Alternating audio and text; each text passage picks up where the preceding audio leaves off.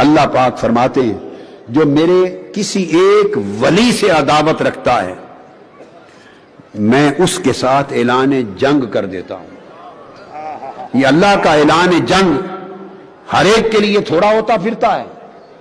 اللہ کی شان ہے کہ وہ بندوں سے اعلان جنگ کرے۔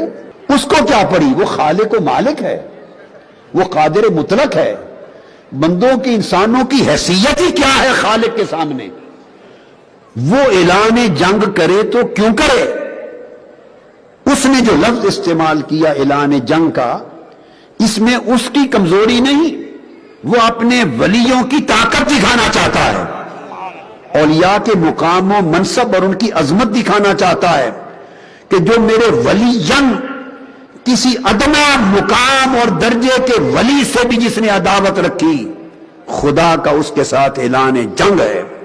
ایک ولی سے عداوت رکھنے پر خدا اعلان جنگ کرتا ہے، اور اگر کل ولیوں کا شہنشاہ ہو اور نائب رسول ہو اور عطا مصطفیٰ ہو اور سلطان ہند ہو اور کل ولی جس کے در کے سائے ہوں، جو اس سے عداوت رکھے، خدا کے کتنے اعلان جنگ ہو گئے اس کے خلاف۔